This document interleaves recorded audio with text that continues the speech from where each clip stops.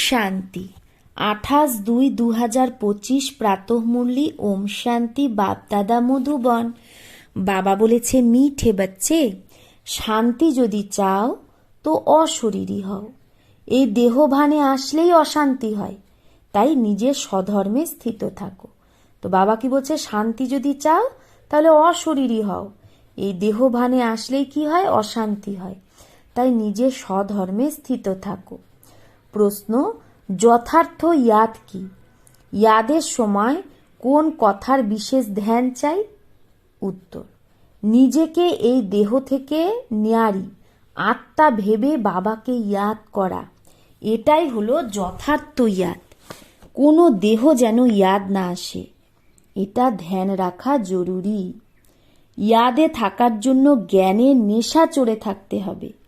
বুদ্ধিতে যেন থাকে বাবা আমাদের সারা বিশ্বের মালিক বানাচ্ছে, আমরা সারা সমুদ্র, সারা ধরনের মালিক হই। গীত, তুমে পাকে हमने जहां पा लिया, জমি তো জমি আসমা পা লিয়া। তো বাবা আমাদের সারা সমুদ্র ধরনের মালিক বানাচ্ছে। ওম শান্তি। ওমের অর্থই হলো আহাম, আমি আত্মা। মানুষ আবার ভাবে ওম মানে ভগবান, কিন্তু এরকম না। ওম মানে আমি আত্মা, এটা আমার শরীর। বলে না ওম শান্তি, মানে আহাম আত্মার ধর্ম শান্ত, আমি আত্মার স্বধর্ম কি শান্ত। আত্মা তার পরিচয় দেয়। মানুষ ভালে ওম শান্তি বলে, কিন্তু ওমের অর্থ কেউ বোঝেই না। ওম শান্তি অক্ষর খুব ভালো। আমি আত্মা, আমার স্বধর্ম শান্ত। আমি আত্মা শান্তিধামে ছিলাম। কত সিম্পল কথা এটা, লম্বা চওড়া কোনো গপড়াই নেই। এই সময়ে মানুষ মাত্র তো এটাও জানে না। কি জানে না? যে এখন নতুন দুনিয়া এটা না পুরানো দুনিয়া। নতুন দুনিয়া আবার পুরানো কবে হয়, পুরানো থেকেই বা আমার নতুন দুনিয়া কবে হয়, এটাও কেউ জানে না। কাউকে যদি জিজ্ঞেস করা হয় দুনিয়া নতুন কখন হয়, আবার পুরানো কিভাবে হয়, তো কেউ বলতে পারে না।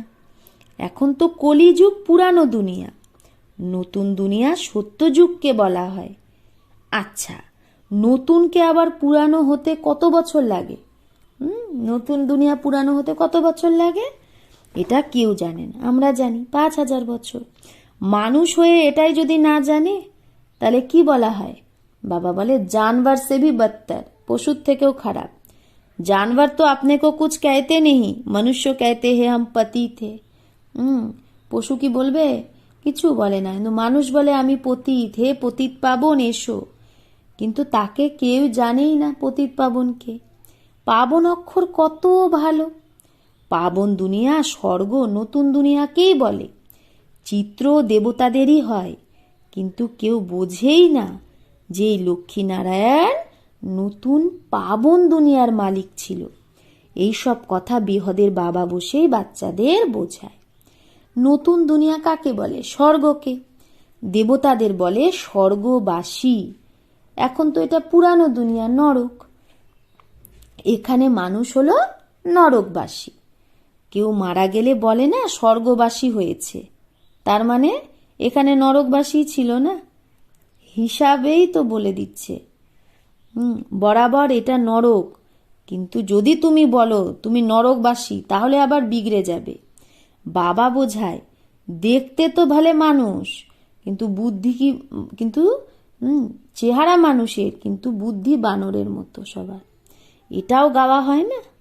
মানুষ নিজেই মন্দিরে গিয়ে কি বলে দেবতাদের কাছে গিয়ে, আপ সর্বগুণ সম্পন্ন, হাম নির্গুণ। নিজের জন্য কি বলে? আমি পাপী, নীচ। কিন্তু যদি তুমি ডাইরেক্ট বলো তুমি ভিখারি, তাহলে বিগড়ে যাবে। তাই বাবা শুধু বাচ্চাদের সাথেই কথা বলে বোঝায়, কারণ বাচ্চারা জানে। বাবা যদি অন্যদের সাথে কথা বলে, যারা জ্ঞান পায়নি, 7 দিনের কোর্স করেনি, যে তুমি ভিখারি, তাহলে তারা তো বিগড়ে যাবে। তো বাহার ভালো, বাইরের বাচ্চাদের, বাইরের আত্মাদের সাথে বাবা কথা বলে না, মানে পড়ায় না। কারণ কলিযুগী মানুষ তো নরকবাসী। এখন তোমরা হলে সঙ্গম যুগবাসী, তোমরা পবিত্র হচ্ছ। জানো আমাদের ব্রাহ্মণদের শিব বাবা পড়ায়, বাবাই তো পতিত পাবন না, আমাদের সব আত্মাদের নিয়ে যেতে বাবা এসেছে। কত সিম্পল কথা। বাবা বলে, বাচ্চা তোমরা আত্মারা শান্তিধাম থেকে আসো পাট বাজাতে। এই দুঃখ ধামে সবাই দুঃখী, তাই বলে মনের শান্তি কি করে হবে। এরকম বলে না আত্মার শান্তি কি করে হবে। আরে তোমরা বলো না ওম শান্তি। আমার স্বধর্মই হলো শান্তি। তাহলে শান্তি কেন চাও? নিজেকে আত্মা ভুলে দেহ অভিমানে চলে আসো, তাই। আত্মা তো শান্তিধামেই থাকে না, এখানে আবার শান্তি কোথা থেকে পাবে? অশরীরী হলেই শান্তি হবে। শরীরের সাথে আত্মা আছে, তো শরীরের মধ্যে তো আত্মা আছে, তো আত্মাকে তো বলতে চলতে হবে না। আমরা আত্মারা শান্তিধাম থেকে এখানে পাট বাজাতে আসি, তো শরীর চলাফেরার জন্য আত্মার দরকার। এটাও কেউ বোঝে না রাবণই আমাদের শত্রু, তো আমাদের শত্রুকে রাবণ। কবে থেকে রাবণ শত্রু হলো এটাও কেউ জানে না। বড় বড় বিদ্বান পণ্ডিত আদি একজনও জানে না যে রাবণ কে, যার আমরা যে কুশপুতুল দাহ করি, জন্ম জন্মান্তর ধরে জ্বালাতে আসে, কিন্তু কিচ্ছু জানে না। জন্ম জন্মান্তর ধরে শুধু রাবণ পোড়ায়, কিন্তু জানে না রাবণ কে। রাবণ কে? আমাদের 5 বিকার। কাউকে জিজ্ঞেস করো রাবণ কে, বলে দেবে এগুলো তো সব কল্পনা। জানেই না তো কি রেসপন্ড দেবে? শাস্ত্রেও আছে না, হে রামজি সংসার বানাহি নেই হে, এগুলো সব কল্পনা, এরকম অনেক বলে। এখন কল্পনার অর্থ কি? বলে এগুলো সংকল্পের দুনিয়া, যে যেরকম সংকল্প করে সেটাই হয়ে যায়, অর্থ বোঝে না। কিন্তু বাবা বসে বাচ্চাদের অর্থ বোঝায়। কেউ তো ভালোভাবে বুঝে যায়, আর কেউ বোঝেই না। যে ভালোভাবে বোঝে উনকো সগে কহেঙ্গে, তাকে কি বলবে? সগে বাচ্চা। আর যে বোঝে না তাকে লাগে বাচ্চা, অর্থাৎ সতেলে। এখন সতেলে ওয়ারিস থোড়েই হবে। বাবার পাশে মাতেলে বি হে তো সতেলে বি হে, বাবার কাছে মাতেলি বাচ্চাও আছে তো সতেলে বাচ্চাও আছে। মাতেলে বাচ্চা তো বাবার শ্রীমতে পুরো চলে, আর সতেলে চলে না। বাবা বলে দেয় এ আমার মতে চলে না, রাবণের মতে চলে। রাম আর রাবণ দুটো অক্ষর, রাম রাজ্য আর রাবণ রাজ্য। এখন হলো সঙ্গম। বাবা বোঝায় এরা সব ব্রহ্মা কুমার কুমারী, শিব বাবার থেকে বর্ষা নিচ্ছে, তুমি নেবে, শ্রীমতে চলবে। তো বলে কোন মত? বাবা শ্রীমত দেয় যে পবিত্র হও। বলে আমি পবিত্র থাকলে যদি পতি না মানে, তো আমি কার কথা শুনবো? পতির কথা না বাবার কথা? সে তো আমার পতি পরমেশ্বর। কারণ ভারতে এটাই শেখানো হয় না, পতি তোমার গুরু ঈশ্বর আদি সব কিছু। কিন্তু এরকম কেউ বোঝেই না। বলে দেয় শুধু, কিন্তু এরকম ভাবে পতিকে। সেই সময় হ্যাঁ বলে দেয়, কিন্তু মানে কিছুই না। তাও গুরুর কাছে মন্দিরেই তো যেতে থাকে। যদি পতি পরমেশ্বর হয় তাহলে মন্দিরে কেন যায়? পতি বলে তুমি বাইরে যেও না, আমি রামের মূর্তি তোমাকে ঘরেই রেখে দিচ্ছি, ঘরেই কিনে দিচ্ছি, তাহলে তুমি অযোধ্যা দিতে কেন ভটকাও? তো মানেই না স্ত্রী। তো এটা হলো ভক্তি মার্গের ধাক্কা। তো সেটা তো নিশ্চয়ই খাবে, কখনো মানবেই না। ভাবে যে সেটা তো তার মন্দির। আরে তোমার রামকে ইয়াদ করতে হবে না মন্দিরকে ইয়াদ করতে হবে? কিন্তু বোঝেই না। তো বাবা বোঝায় ভক্তি মার্গে, বলেও ভগবান এসে আমার সদ্গতি করো, কারণ সেই একজনই সবার সদ্গতি দাতা। কিন্তু সে আসে কবে এটা কেউ জানে না। বাবা বোঝায় রাবণই তোমার শত্রু। রাবণের তো ওয়ান্ডার जो জ্বালাতে হি আতে হে, যাকে জ্বালানো হয় কিন্তু মরেই না। রাবণ কি জিনিস এটা কেউ জানে না। তো আমাদের 5 বিকার তো সবসময় জেগেই আছে না, একটা বিকার জ্বালাচ্ছি তো আর একটা বিকার হয়ে যাচ্ছে। তো এখন তোমরা বাচ্চারা জানো আমাদের বেহদের বাবার থেকে আমরা বর্ষা পাই, শিব জয়ন্তীও মানায়, কিন্তু শিবকে কেউ জানে না। গভর্নমেন্টকেও তোমরা বোঝাও শিব তো ভগবান, সেই কল্পে কল্পে এসে ভারতকে নরকবাসী থেকে স্বর্গবাসী, বেগার থেকে প্রিন্স বানায়, পতিতকে পাবন বানায়, সেই সবার সদ্গতি দাতা। এই সময় সব মানুষ মাত্রই এখানে আছে। ক্রাইস্টের আত্মাও কোনো না কোনো জন্মে এখানেই আছে। তো বাবা কি বলছে, যীশু খ্রিস্টের আত্মাও কোথায় আছে? এখানেই আছে কোনো না কোনো জন্ম নিয়ে। বাপিস তো কেউ যেতে পারবে না পরমধাম, কারণ সবার সদ্গতি করে তো বাবা, বড় বাবা। সে আসেও ভারতেই। বাস্তবে ভক্তিও তারই করা উচিত যে সদ্গতি দেয়। সে নিরাকার বাবা তো এখানে নেই। তাকে সদা উপরে ভেবেই তো মানুষ ইয়াদ করে। সবাই ইশারা কোথায় দেখায়? উপরে। কৃষ্ণকে তো উপরে ভাববে না, আর সবাইকে তো এখানে নিচেই ইয়াদ করবে। কৃষ্ণকেও এই নিচেই ইয়াদ করবে। তোমাদের বাচ্চাদের হলো যথার্থ ইয়াদ। তোমরা নিজেকে এই দেহ থেকে নিয়ারা আত্মা ভেবে বাবাকে ইয়াদ করো।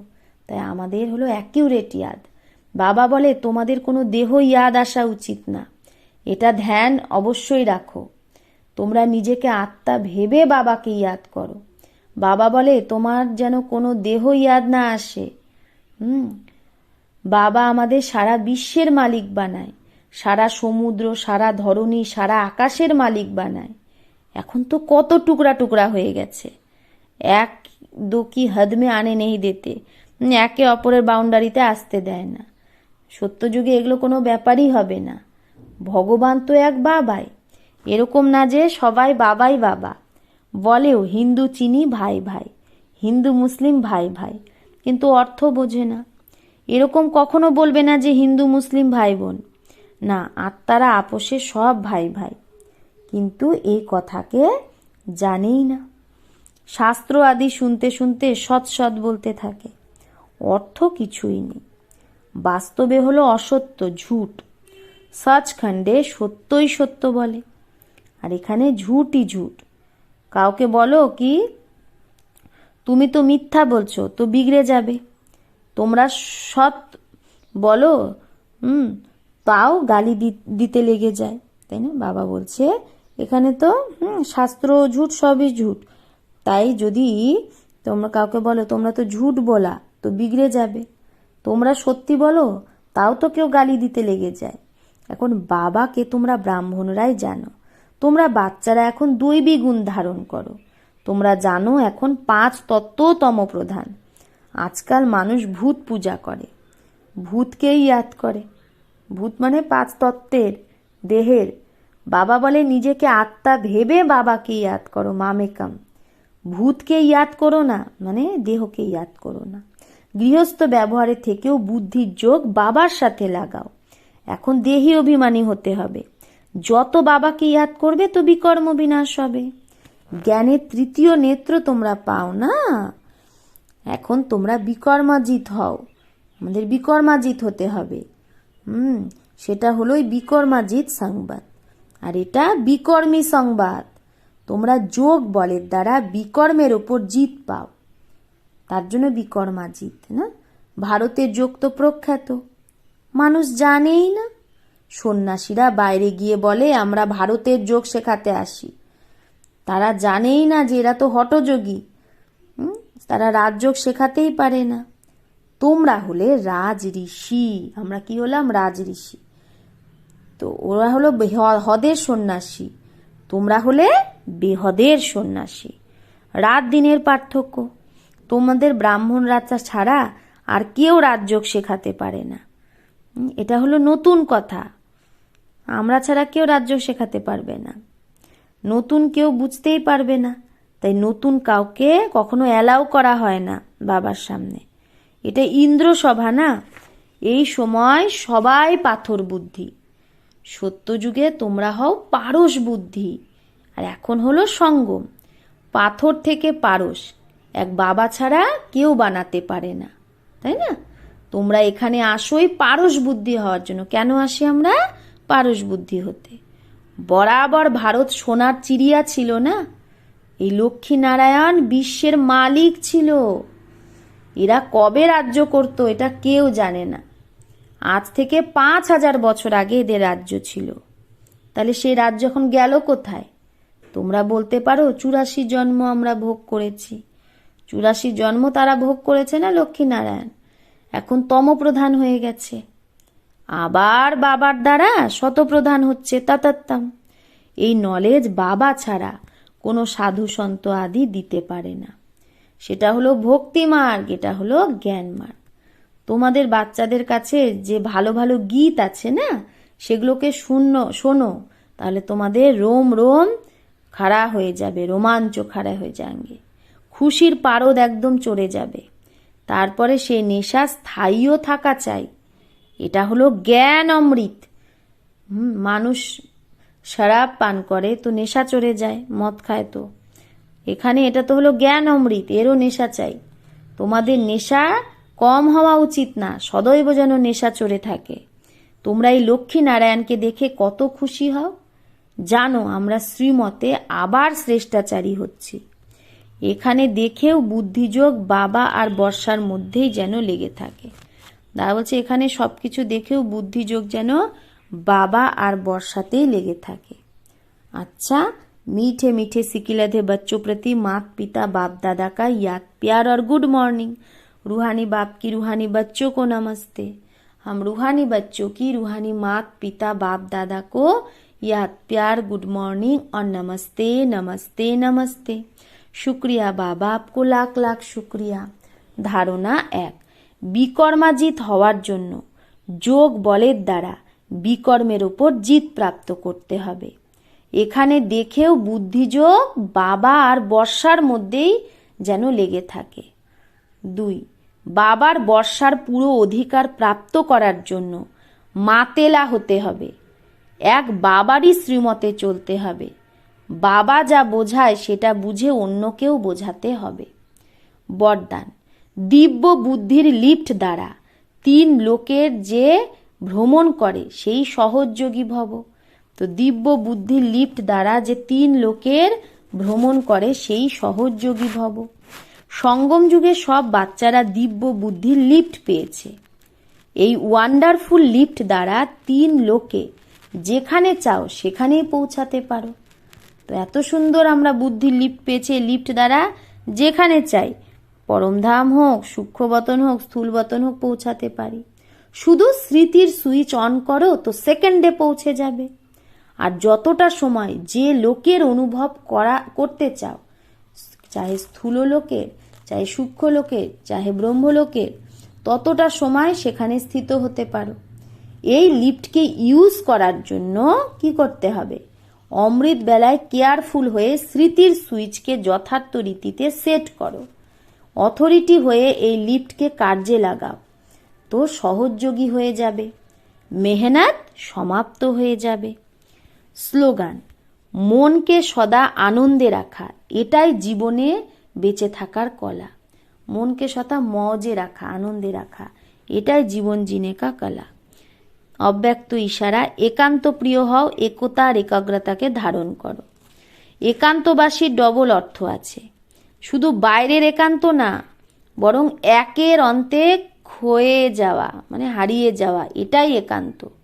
না হলে শুধু বাইরের একান্ত যদি হয় তো বোর হয়ে যাবে, বলবে জানি না দিন কি এরকম, দিন কিভাবে যাবে, আমার সারাদিন কিভাবে কাটবে।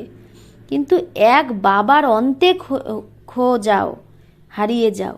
যেরকম সাগরের তলায় চলে যায় তো কত খাজানা পাও, এরকম একের অন্তে চলে যাও, অর্থাৎ বাবার থেকে যে প্রাপ্তি হয়েছে সেখানে হারিয়ে যাও। এটাই হলো একান্ত। আচ্ছা, ওম শান্তি।